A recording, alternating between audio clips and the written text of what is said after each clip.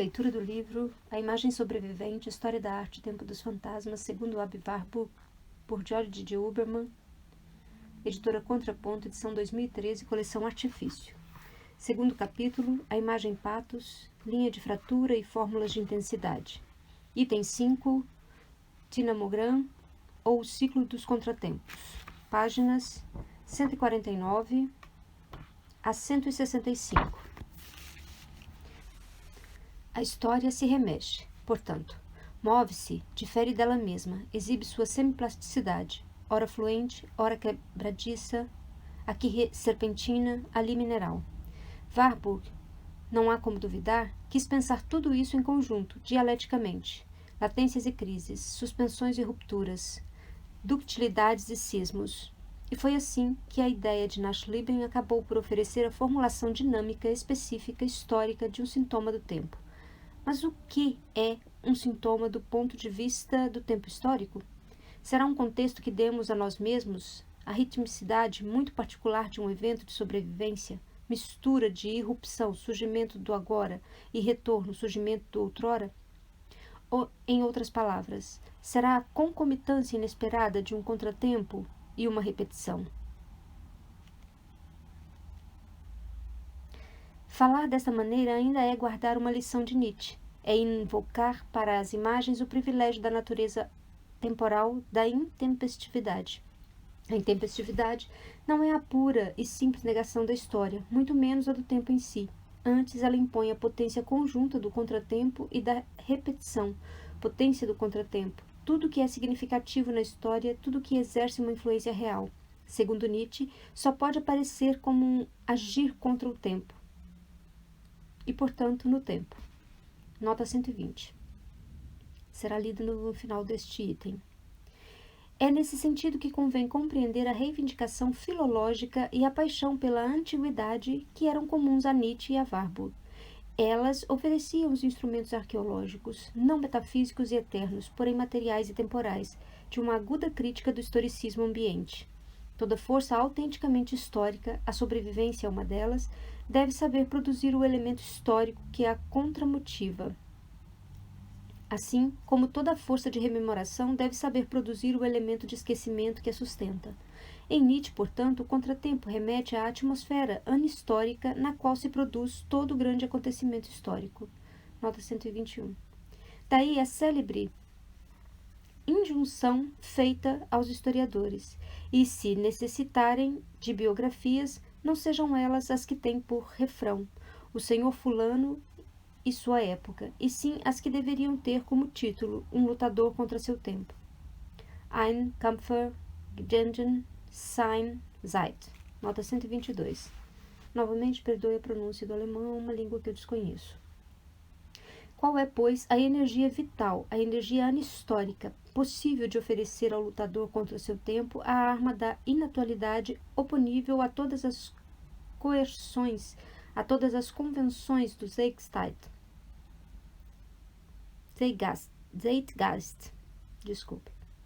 Paradoxalmente, Nietzsche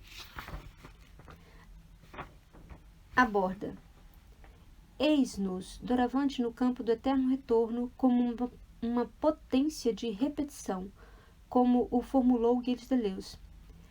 O retornar oferece a Nietzsche a expressão ou o próprio ser daquilo que se transforma. Nele se constitui a temporalidade como uma necessária coação ou coexistência, fatalmente anacrônica, de passado e presente e futuro.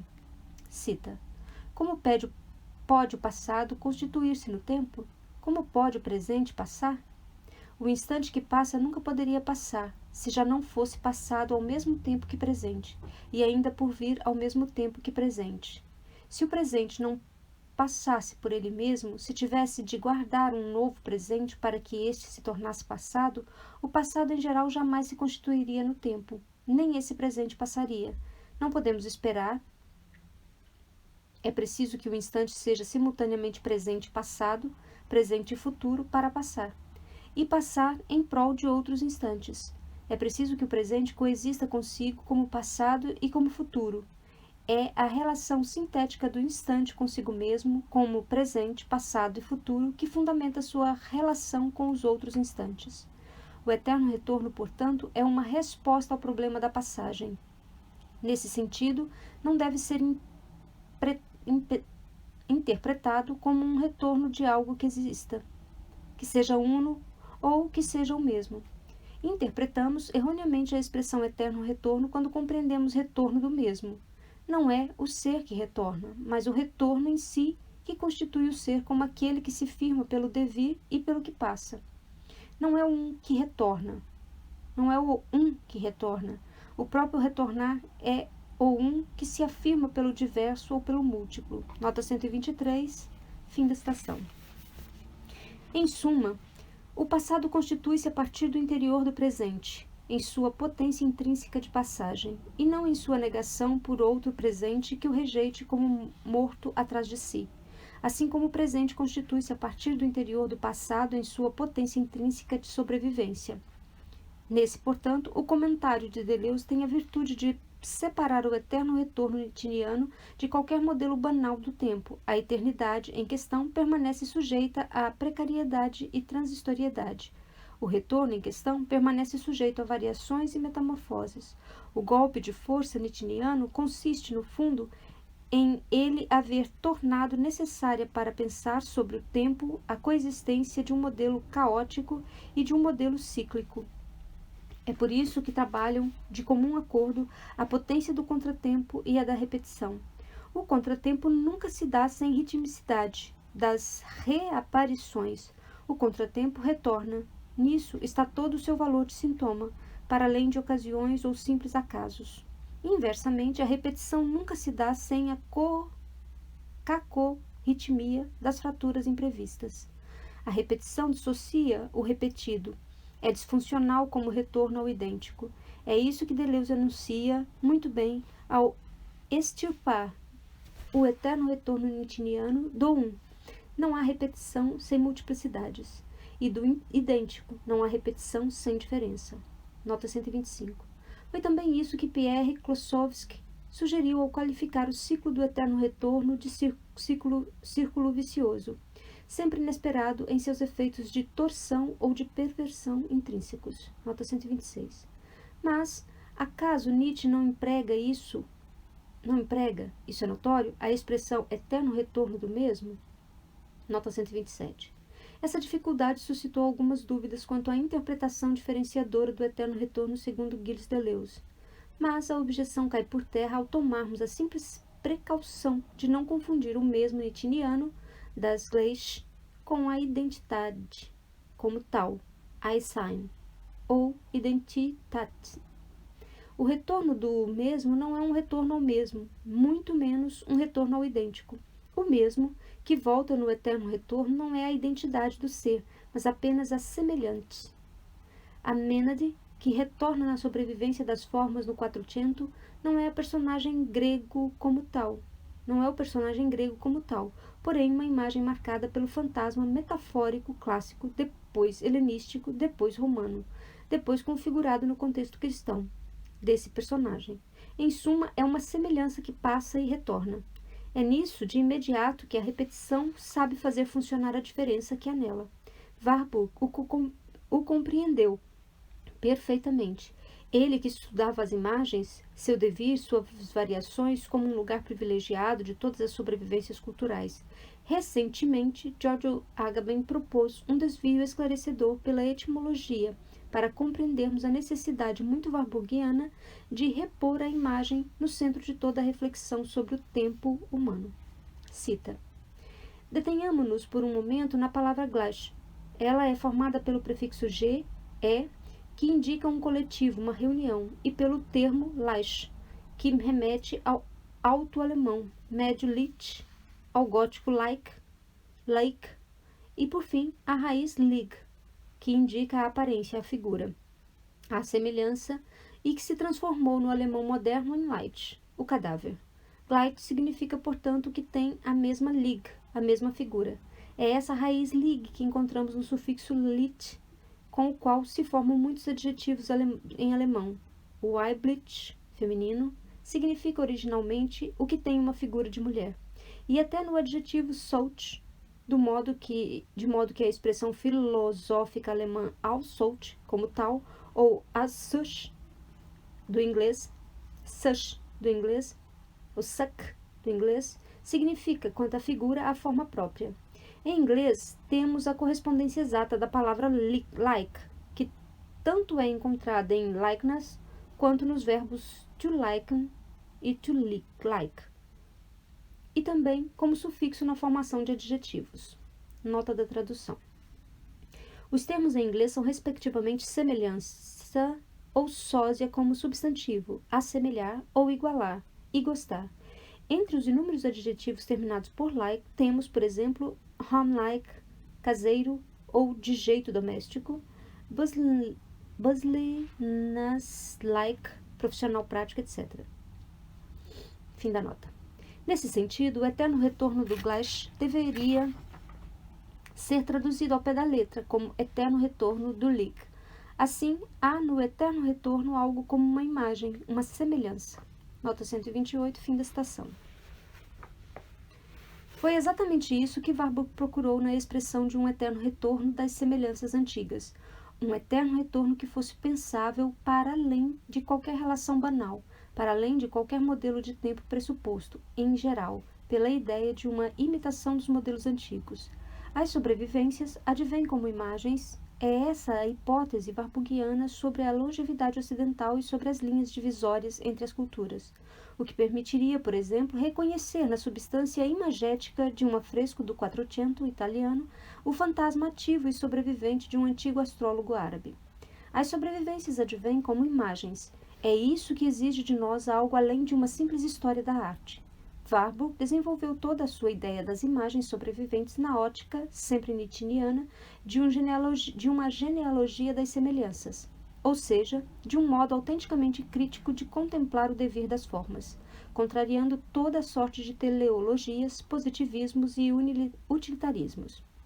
Ao lançar as bases dessa genealogia das semelhanças ocidentais, Aby Warburg criou no campo estético, não menos que na história da arte, e em suas tranquilas filiações vasarianas, um problema mais discreto, porém mais comparável ao que no campo ético Nietzsche já havia criado com uma diabólica genealogia da moral.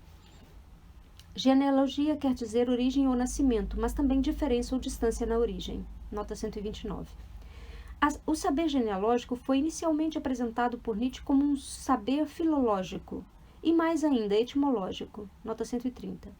Warburg nunca se afastou dessa atitude. Basta constatar, em sua biblioteca, a impressionante quantidade de livros dedicados à etimologia, bem como o papel notório das teorias linguísticas de Hermann Osthoff, às quais retornarei na própria definição do conceito de pathos formel, tão central em Warburg. Nota 131. Ora, a etimologia, longe de basear a relação genealógica na continuidade das ascendências, das fontes, das origens, faz-nos ceder, pela ação das sobrevivências, a disseminação delas à sua descontinuidade essencial, que gera a descontinuidade de nosso próprio ser. Como escreveu Michel Foucault, num famoso estudo sobre as relações em Nietzsche, entre história e genealogia. Cita: a história efetiva do genealogista distingue-se da dos historiadores por não se apoiar em nenhuma constância. Nada no homem, nem mesmo seu corpo, é fixo o bastante para que ele compreenda os outros homens e se reconheça neles.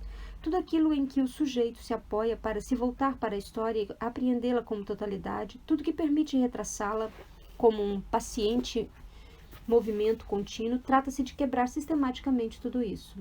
É preciso despedaçar aquilo que permitia a ação consoladora dos reconhecimentos. Na ordem histórica, saber não significa encontrar, e sobretudo não significa nos encontrarmos. A história será eficaz na medida em que introduzir o descontínuo em nosso próprio ser. Ela dividirá nossos sentimentos, dramatizará nossos instintos, multiplicará nosso corpo e o oporá a ele mesmo.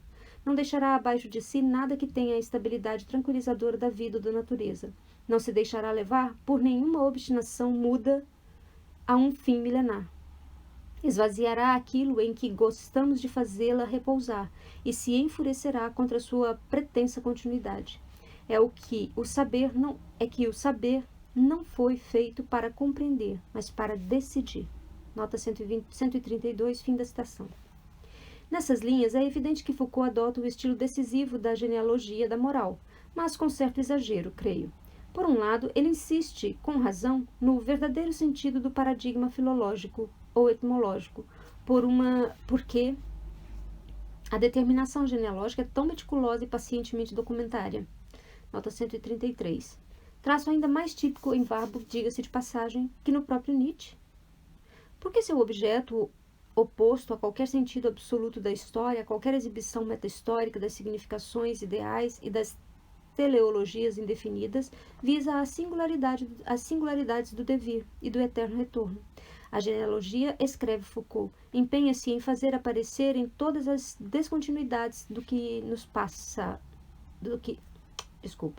todas as descontinuidades que nos perpassam. Nota 134. Assim, a meticulosidade do saber etimológico acaba por desarticular a continuidade de uma possível história das palavras.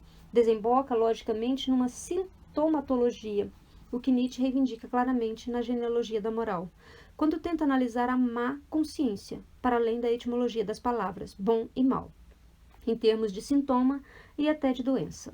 Nota 135. Foucault, portanto, vê bem como a ideia de sintoma permite a Nietzsche e a seu próprio projeto histórico encontrar o ponto certo de articulação do corpo com a história. Nota 136. Compreende que a história efetiva do genealogista não tem medo de olhar para baixo, perscrutando as matérias vis da cultura. Parafraseio aqui uma célebre expressão de Georges Bataille. O borborismo bárbaro e inconfessável que todo médico deve saber perscrutar no organismo do paciente. Nota 137. Por outro lado, Foucault radicaliza a descontinuidade, o contratempo, com o risco de perder de vista a memória, a repetição. Para ele, um sintoma nada mais é que descontinuidade, isto é, esquecimento, evento perdido. Trata-se de fazer da história uma contramemória. Toda a sua rejeição do conceito de origem, Ursprung, caminha nesse sentido. Rejeitar a história como busca do lugar da verdade, esse lugar originário em que se diria a essência exata da coisa. Nota 138.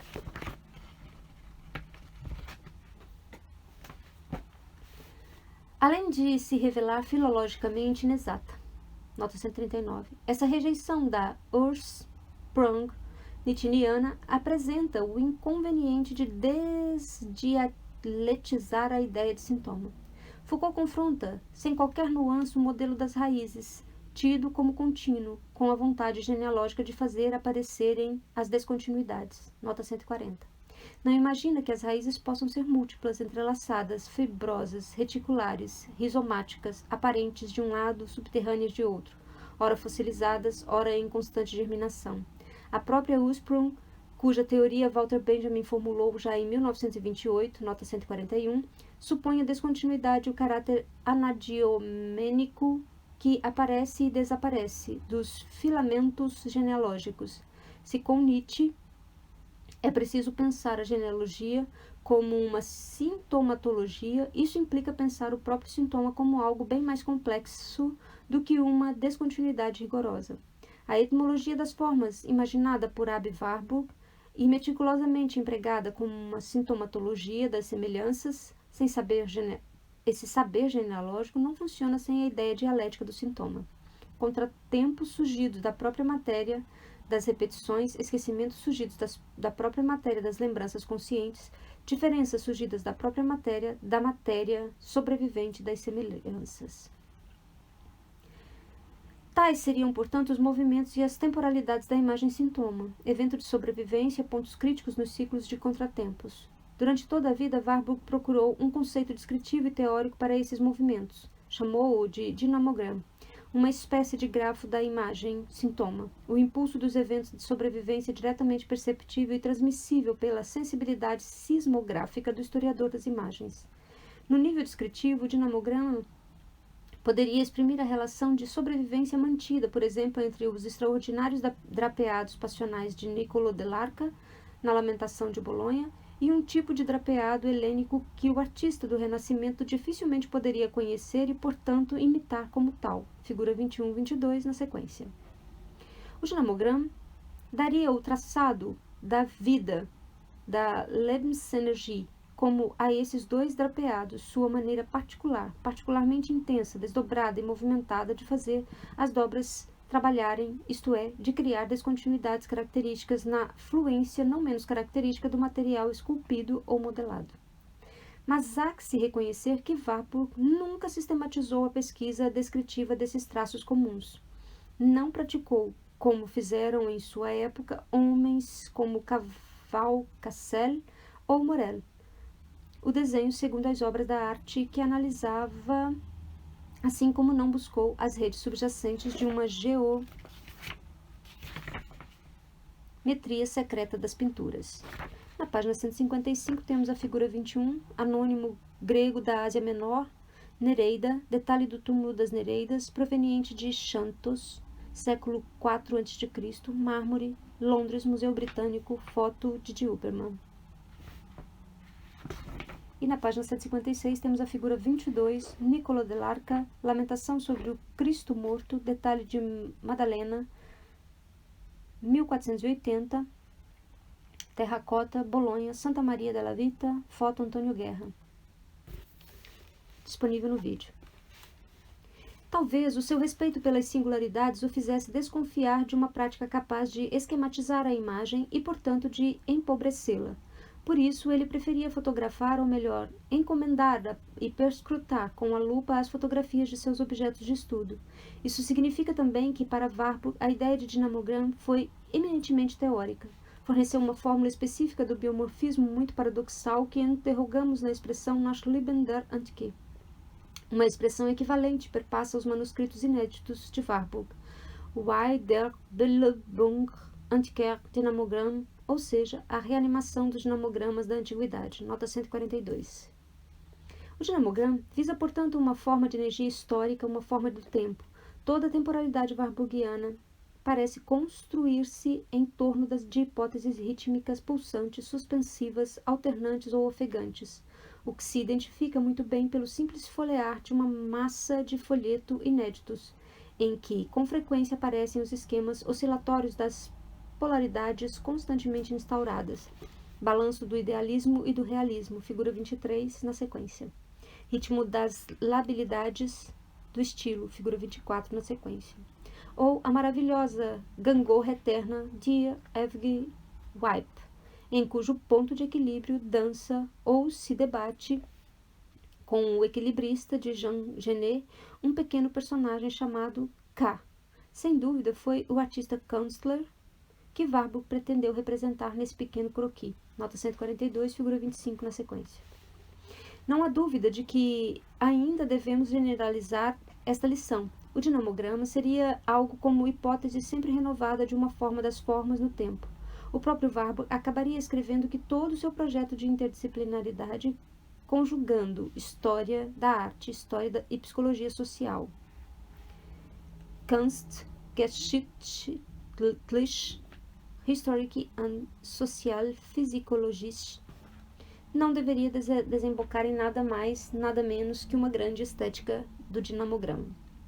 Aesthetic de Dinamogram, nota 144. Não teremos compreendido coisa alguma do projeto warburgiano enquanto insistirmos no caminho de Panofsky, Cambridge e alguns outros, em concentrá-lo numa iconologia pura das significações simbólicas.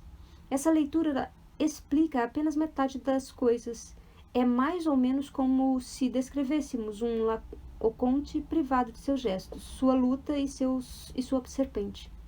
Equivale a permanecermos com a ideia, e como ela é falsa, de um Warburg exclusivamente interessado nos conteúdos e relativamente indiferente às formas, às forças da imagem. De fato, o autor da ninfa não se interessava pela simbólica figurativa no plano de um dicionário dos símbolos, à maneira de Ripa, ou de um rebus a decifrar, nota 145, à maneira de Panofsky. Ele perscrutava nas imagens algo muito mais fundamental, que lhe sucedeu denominar de simbólica dinâmica, ou energética. Dynamique énergétique symbolique. Nota 146. Figura 23, Aby Warburg, esquema oscilatório das polaridades idealismo-realismo, 1892, desenho a tinta extraído de Grundlegend, Bruchstück, von einer monistischen Kunstpsychologie. 1, página 166, Londres, arquivo do Instituto Warburg, foto Instituto Warburg. Imagem 24, Aby Warburg, esquema oscilatório das instabilidades e do ritmo ornamentais, 1900. Desenho a tinta extraído de Grundlegend, Bruchstück, von einer monistischen Kunstpsychologie. 2, página 67, Londres, arquivo do Instituto Warburg, foto Instituto Warburg. Em suma, aquilo de que as sobrevivências se lembram não é o significado, que muda a cada momento e em cada contexto, em cada relação de forças em que é incluído, mas o próprio traço significante. É preciso entender bem, trata-se menos do traço como retorno à figura figurada que do traçado como ato dinâmico e sobrevivente, singular e repetido, ao mesmo tempo da figura figurante. Não da Gestalt, mas da própria Gestaltung. É nisso, aos olhos de Warburg, que a imagem é da alçada de uma função simbólica. Symbolic Function. Na simples medida em que a lembrança que se transmite nela, é de uma marca de movimento, o que é resumido nas notas manuscritas dos últimos anos pela estranha expressão engrama energético, energeticus engram, nota 147. Figura 25, Aby Warburg, A Gangorra Eterna, 1890, desenho a tinta extraído de Grundlegend, Bruchstück, von einer monistischen Kunstpsychologie, 1, página 110, Londres, arquivo do Instituto Warburg, foto Instituto Warburg. O artista do Renascimento, segundo Warburg, que pensava inicialmente em Donatello, Botticelli ou Mantegna, não seria senão um captor e formador da antiga memória dinamófora, Auffanger and Former der Antiken Dynamorphorischen NAM, nota 148. Que a memória antiga seja a dinamófora, isto é, mais portadora de forças e transformadora de formas do que transmissora de significações, é o que nos leva mais uma vez a Nietzsche. De fato, poderíamos dizer que a ideia warburgiana do dinamogram tenta responder ao desejo nietzschiano de uma psicologia, mas também de uma estética das forças e não das significações, um conhecimento das forças que seja ao mesmo tempo uma morfologia, nota 149. Também poderíamos dizer que Warburg foi capaz de encontrar no mármore o que Nietzsche só encontrara no som, o espírito da própria existência, a vontade que se faz compreender de imediato. Em suma, tudo o que Nietzsche tirava unicamente da embriaguez do sentimento musical, nota 150. Foi isso que a rítmica, a morfológica, estética do dinamograma procurou destacar. Essa estética pressupõe uma morfologia, pois toda força, causa do movimento, segundo sua definição física mais elementar, age entre posições extremas que assim definem uma distância, uma polaridade. Não nos admiramos por Warburg ter sempre manejado juntos os conceitos de dinamograma e polarità. No fundo, tratava-se de explorar todas as maneiras possíveis de dar forma a uma tensão contraditória, como se as imagens, segundo Warburg, tivessem precisamente a virtude, talvez a função, de conferir plasticidade, intensidade ou redução da intensidade às coisas mais opostas da existência e da história. O manuscrito de Allgemeine Ideen, em 1927, começava, após 1001 tentativas do mesmo gênero, pelo esquema de uma sequência arborescente de bifurcações em que o Renascimento pudesse ser abarcado em seu estilo. O ponto de vista racional da evolução, Entwicklung, contra o ponto de vista demoníaco da atualidade, Aktualität, o ponto de vista arqueológico, Archäologik, contra o ponto de vista histórico, Historisch, etc. Tudo isso formando de comum acordo, um dinamograma hipotético do estilo renascentista do século XV. Nota 151. O historiador tem o dever de retratar as sequências diversificadas das polarizações extremas e de despolarizações desse dinamograma. O dinamograma antigo advém na tensão máxima das antiques Dinamogramm in maximaler Spannung, mas também é capaz de se despolarizar, de atravessar, por exemplo, fases de ambivalências latentes não polarizadas, unpolarisiert latente ambivalência. Nota 152. Ou então de formar o que Warburg chama, desde os seus primeiros estudos sobre Florença, o processo de compensação, Ausgleich. Nota 153. Toda a arte de Ghirlandaio, assim como toda a estilística do retrato florentino do Quattrocento, viriam a ser analisadas como compromissos entre as duas tendências diametralmente opostas. De um lado, o realismo, sobretudo flamengo e gótico, e do outro, o classicismo, sobretudo italiano e renascentista. Além de sua descoberta de elos perdidos tão importantes quanto a coexistência de práticas religiosas medievais e técnicas antigas de hiperrealismo figurativo.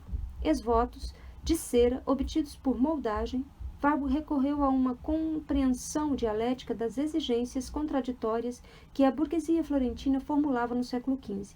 Em sua vontade orgulhosa de autorrepresentação, ela precisava da individualidade à moda de Van Eyck, com a idealização à maneira romana da pia simplicidade flamenga, com a ostentação do mercador etrusco pagão, do detalhe gótico com patos clássicos do didatismo medieval, com a estilização renascentista do alegorismo cristão, com o lirismo pagão do Deus crucificado com as mênades dançantes do traje à la française, isto é, nórdico, com os drapeados à lântica, etc. Nota 154. Como devemos compreender a dinâmica dessas polaridades? Gombrich, de certo, analisou muito bem em Warburg os diferentes estados da polaridade gótico-renascentista de estilos. De início, o gótico criou obstáculos à eclosão do Renascimento e acabou desempenhando plenamente o seu papel nele como via medieval desinibida. Nota 155. Mas, com a conclusão teórica de Gombrich é incompleta. Essa conclusão teórica de Gombrich é incompleta e empobrecedora. Reduz a abordagem warburgiana a modelos que lhe são anteriores e inferiores. Historiadores do Renascimento, como Alexis François, Hugh ou John Addington Symonds, certamente haviam destacado a estrutura polarizada ou oscilatória da cultura italiana do Quattrocento. Já em 1861, Hugh falou de um movimento de oscilação notável na escola florentina, alternadamente inspirado na cidade de Deus e na cidade do mundo. Symonds, nota 156. Symonds, por seu turno, assinalou em 1881 o aspecto alternadamente medieval e clássico, popular e filológico da poesia italiana do século XV. Nota 157. O limite desses modelos prende-se à sua banalidade dialética, ou as coisas são apresentadas como contraditórias ou são harmonizadas, como escreveu Gombrich, por meio do conceito de compatibilidade. Compatibility, que Warburg teria lido nas obras de Spencer, nota 158. Mas a Schwingung, de que Warburg fala com frequência, não é a simples oscilação de que falava Rio. Seu próprio movimento, seu ciclo, sua vibração pressupõe a coexistência dinâmica, não resolvida dos polos opostos.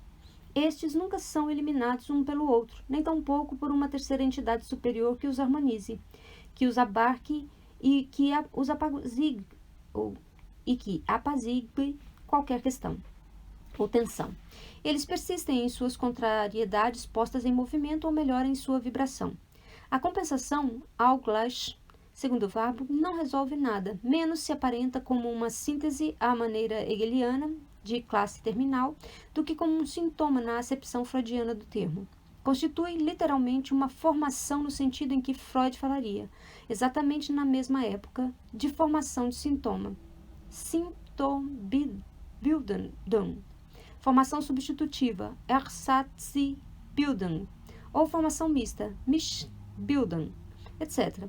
Por mais que Gombrich diga que Freud era quase um desconhecido para Warburg, nota 159, ainda que seu famoso artigo, o sentido antitético das palavras primitivas, represente um caso típico de ambivalência ou de polarização despolarizada, nota 160, já é notável a analogia entre a estética warburgiana dos dinomogramas e a metapsicologia freudiana das formações sintomáticas. Em Warburg, portanto, a dinâmica das polaridades não leva nem à simples compatibilidade, segundo Spencer, nem à simples harmonização, segundo Gombrich. Este, no entanto, cita um texto esclarecedor em que Warburg, depois de conjurar a relação diferencial, contraste, com a relação de cooperação, Zusammenwirken, chega ao seguinte, que está muito longe de ser uma síntese ideal ou um apaziguamento das diferenças, um processo de crescimento com metas latentes e plásticas.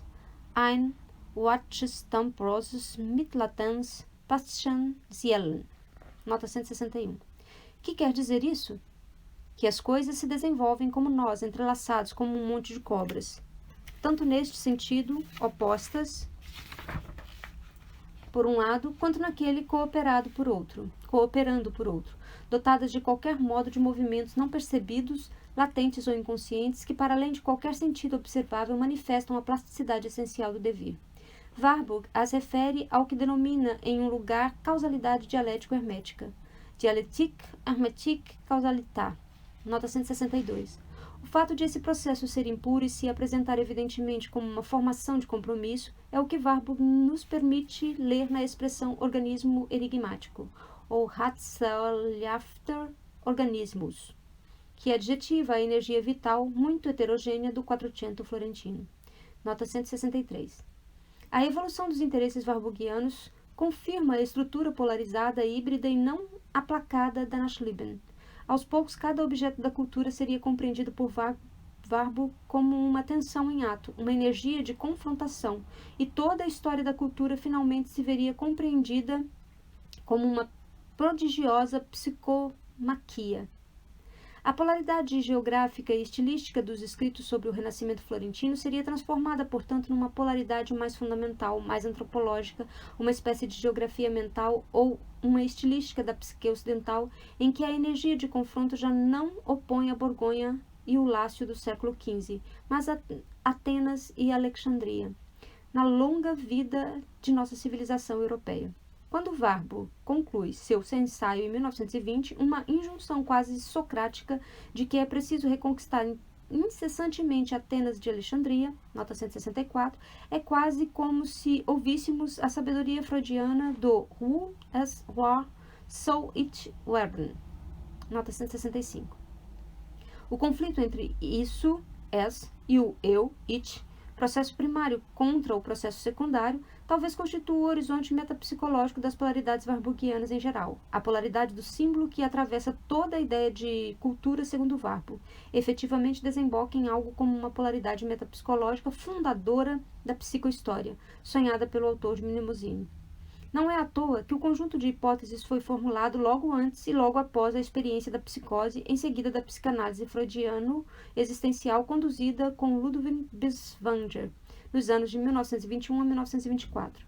Portanto, foi como homem gravemente enfermo, schwer erkrankt, que Warburg publicou em 1920 seu magistral artigo escrito 2 anos antes sobre a adivinhação pagã na época de Lutero, nota 166.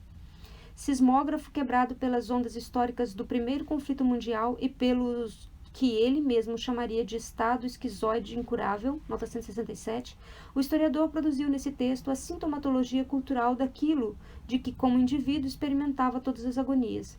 É porque os símbolos têm uma estrutura dinâmica e polarizada, conflituosa e instável, feita de movimentos e pulsações inextinguíveis, que a cultura deve ser compreendida a partir de seus movimentos, seus mal-estares, seus sintomas.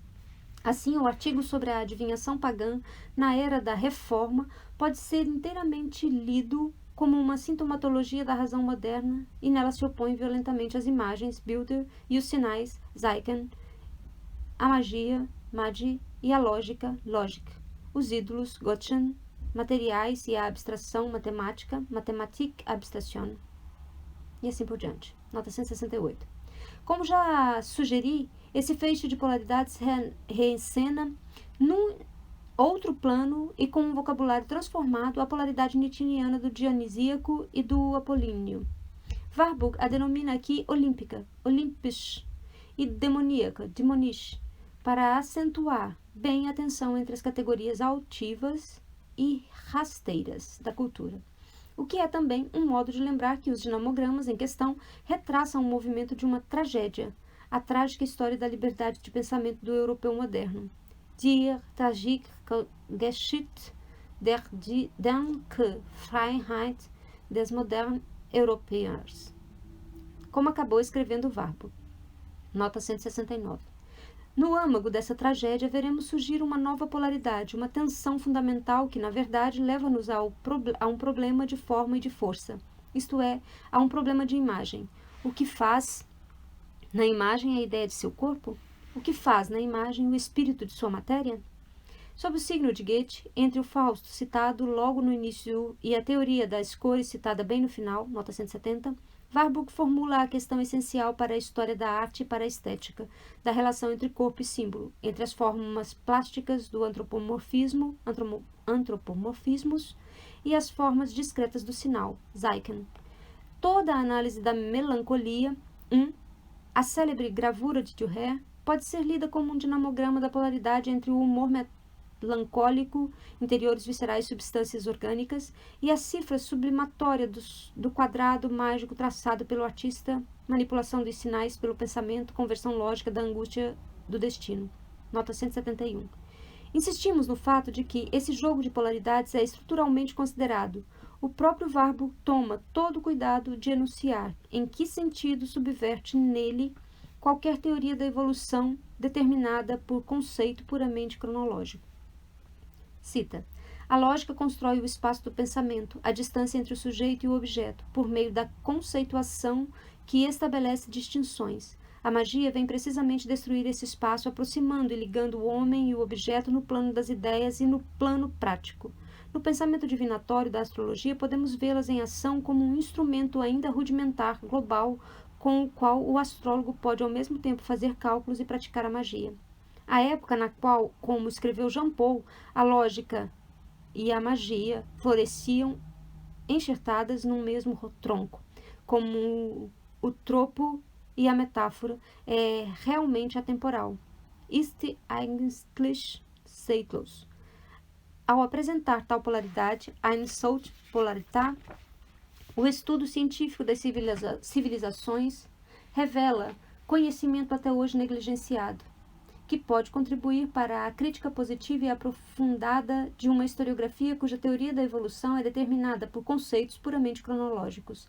Zu einer vertieften, positiven Kritik Eingeschreibung darin entwirkt Lungsleben, Heim, Zeit, begrifflich bedingt, ist. Nota 172, fim da citação. Acaso já não podemos ler nessa passagem o famoso Zeitlos, o anacronismo intrínseco do inconsciente freudiano? Como quer que seja, 5 anos depois de escrever essas linhas, Warburg reformularia todas essas polaridades. Em sua conferência de Kreuzlingen, no vocabulário ainda mais explicitamente psicológico, ou melhor, metapsicológico, a influência de Freud e Binswanger, a qual tentarei voltar detalhadamente, comandou desde então a tentativa warburgiana de apreender a cultura em termos de pensamento mítico, Mystique des Quais, a imagem de substituição, Arsetzendes-Bild, de processos de defesa, Aboir, e reflexofóbico, Phobscher Reflex, de magia pulsional, Triebhaft Mad, e cartazes, de trauma da separação, catástrofe der Loslande, e compulsão de ligação, Verknüpfungsgezwang, de arquivo consciente da memória, Unbewusstes, Archiv der Gedächtnis, e por fim a categoria causal originária, o Kategorie causaler Denkform, representada pelo materno e seu ver. Nota 173. O interesse dessas formulações exploratórias reside no fato de que quanto mais Warburg avança para a metapsicologia dos fatos culturais, mais ele tende para uma fenomenologia do corpo da imagem, se me atrevo a dizê-lo. Os sintomas de uma oscilação psíquica Symptom einer Silenschwingung, de que ele fala em 1926, nota 174, as tentativas de compreender os processos internos da evolução artística conforme sua necessidade psicoartística, Werte die Vorgang innerhalb der stillen Entwicklung aus kunstpsychologischer Notwendigkeit zu verstehen, de que ele fala em 1927 e 1928, nota 175, a dialética do monstro, Dialectique des Monstrums, cujos poderes psíquicos ele não mais deixaria de evocar até sua morte, nota 176.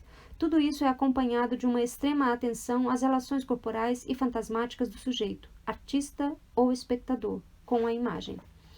Em 1929, a origem heterogênea Herkunft da arte renascentista, que havia fornecido o primeiríssimo objeto do questionamento warburgiano, acabou sendo descrita em termos de fenomenologia espacial e corporal. A oscilação, Schwingung, fundamental da cultura, tensiona e imprime ritmos a dois movimentos recíprocos, para os quais Warburg criaria os neologismos Einschwingen e Ausschwingen, como que num movimento de respiração ou num ritmo de diastole e sistole. A imagem pulsa, oscila para o interior, oscila para o exterior, abre-se e se fecha, chama-nos para um contato material, materie, depois nos rechaça para a região semiótica, Zeichenmassig, dos distanciamentos, nota 177, e assim sucessivamente no movimento infinito do fluxo e do refluxo, an zurück, nota 178. A imagem pulsa e a cultura que a nela pulsa também. Essa seria a vida paradoxal, sua Lebensenergie, impossível de fixar, sua dialética impossível de tornar a fechar, indo e vindo entre a própria afirmação e a negação da vida, entre a Lebensbeendigung e a Lebensverneinung, como consignaria Warburg pouco antes de morrer, no manuscrito febril de Grundtvig, nota 179.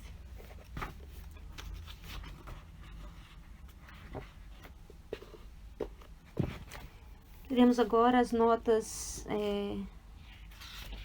120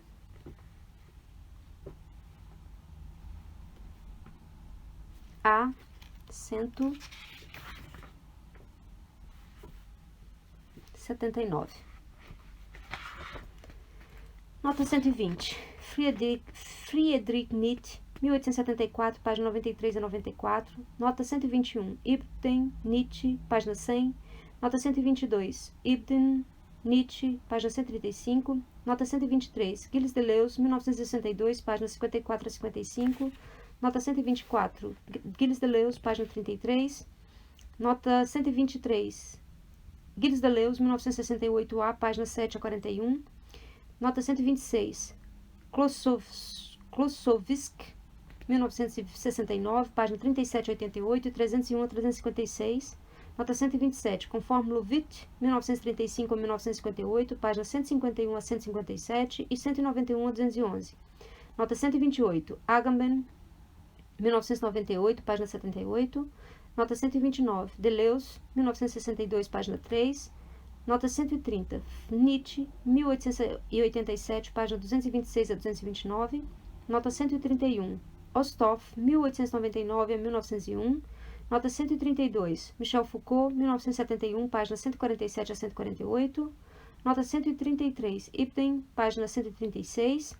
Nota 134. Ibsen, página 136, 137 e 154.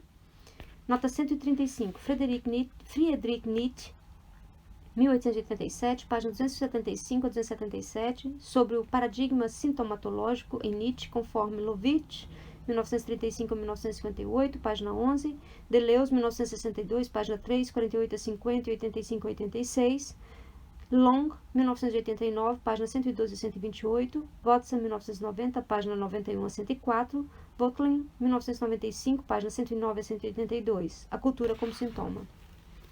Nota 136, Michel Foucault, 1971, página 143.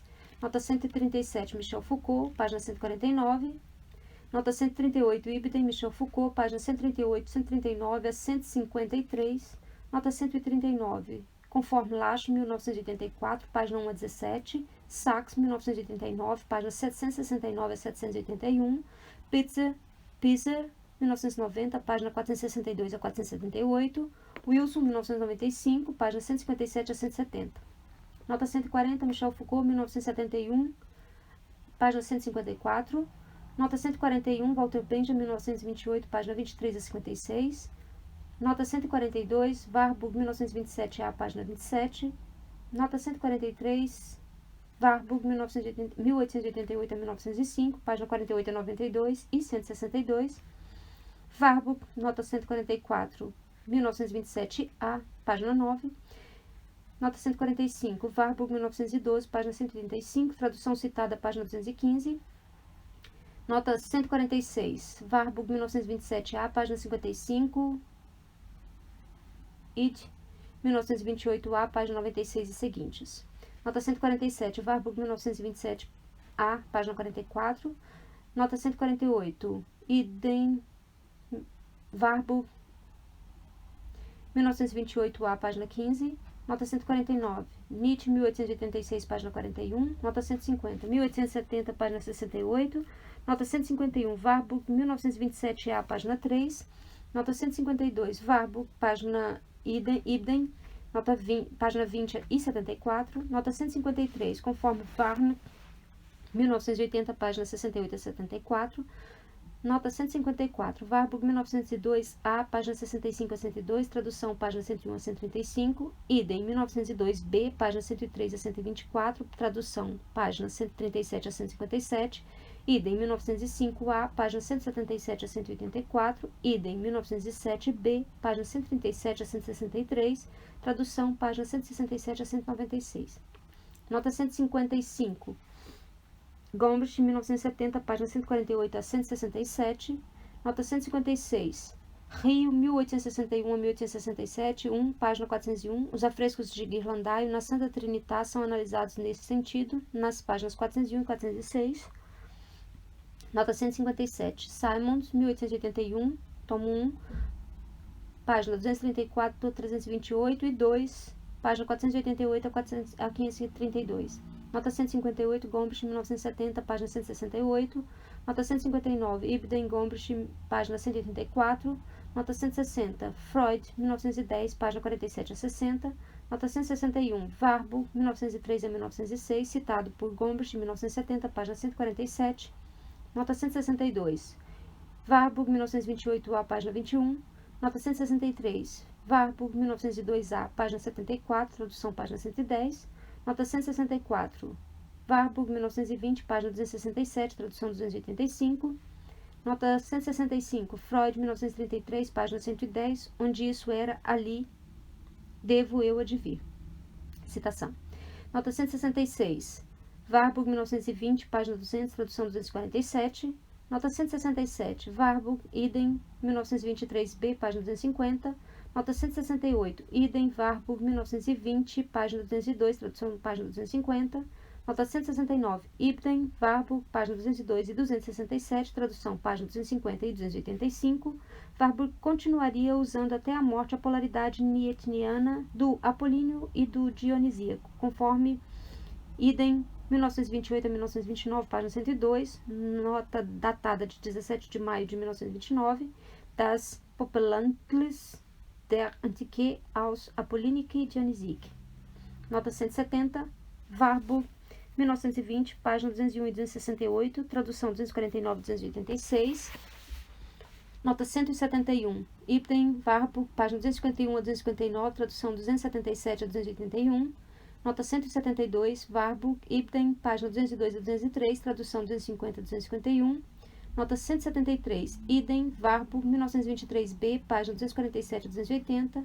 Nota 174, Idem, Warburg, 1926b, página 565. Nota 175, Idem, Warburg, Tagebuch, 1927 a 1928, citado por Gombrich, 1970, página 268, a frase de Warburg continua sobre o tema da crítica das periodizações históricas. Kritik der weltgeschichtlichen Epochen Abgrenzung. Nota 176, Warburg, Ibden, página 252. Nota 177, Idem, Warburg, 1929b, página 171 a 173. Tradução, página 38 a 44. Nota 178, Idem, Warburg, 1926b, página 565. Trata-se das duas últimas palavras do artigo. E retorno. Reticências e retorno. Nota 179, Idem, Warburg, 1928a, página 28. Obrigada pela sua companhia até aqui. Até a próxima leitura.